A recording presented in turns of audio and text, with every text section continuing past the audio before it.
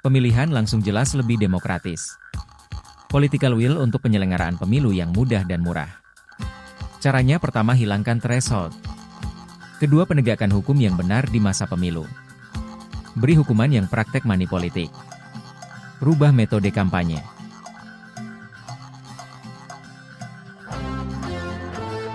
Untukmu yang duduk sambil diskusi, untukmu yang biasa bersafari di sana.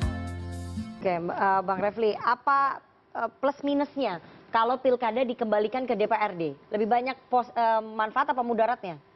Jadi itu tidak apple to apple ya.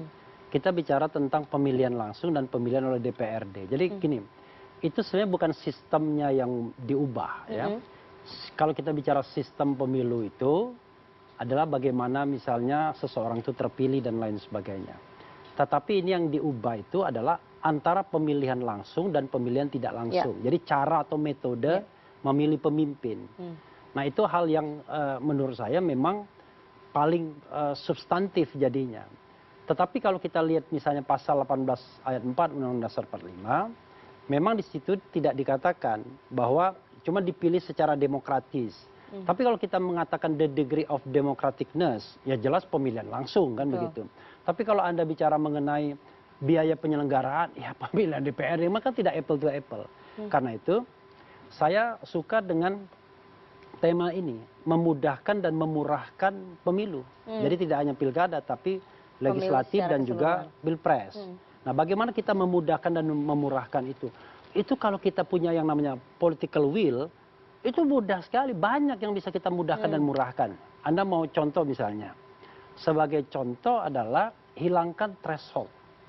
Itu sudah mudah dan murah. Kenapa? Yang namanya threshold itu kan ajang dalam tanda kutip untuk memeras calon kepala daerah.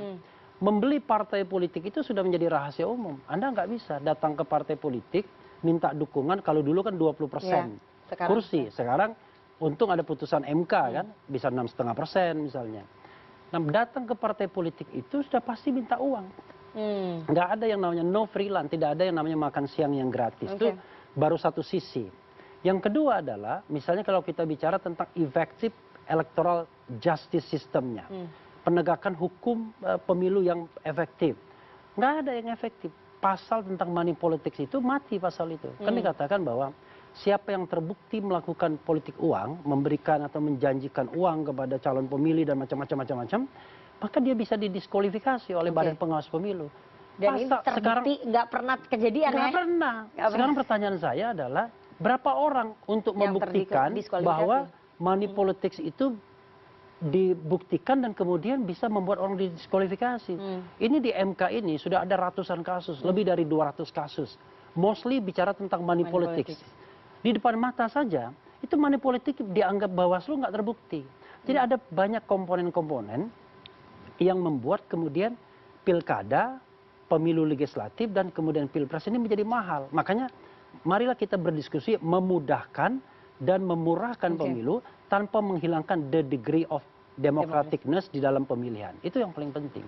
Dan saya yakin ya, kalau kita memang punya niat, punya political will, itu bisa mudah sekali. Sebagai contoh begini, saya kok dengan media sosial seperti ini, yang membuat money politik marak itu adalah pertemuan, salah satunya, antara konstituen, paslon, dengan pemilih. Anda kalau datang ke sebuah wilayah, pasti memberikan sesuatu. Nggak bawa kaos, nggak bawa uang, nggak bawa macam-macam, dicuekin. Karena itu menurut saya, kita bisa nggak misalnya untuk memudahkan dan memurahkan pemilu, kita ubah metode kampanyenya. Kampanye itu hanya bisa dilakukan misalnya melalui televisi, melalui radio, dibiayai oleh negara, kemudian di media-media sosial, dan kemudian pertemuan tatap muka hanya terjadi kalau itu debat publik. Misalnya di kampus-kampus dan lain sebagainya. Nggak ada lagi yang rame-rame, yang kemudian maaf joget-joget dan kemudian bagi-bagi sembako dan kemudian lempar sana lempar sini uang, dan Bawaslu mengatakan kami tidak melihat buktinya tidak cukup untuk mengatakan terjadi money politik. Padahal di depan mata kita itu money politics itu. Nah itu Baik. persoalan. Baik, gitu. jadi soal political will ya, Political kalau menurut will. Bang Refli ya. Jadi ini soal political will, Mas Angga Karena tidak gini, saya tambahkan sedikit. Karena bagi partai politik, bagi elit tertentu, musim pilkada ini musim panen.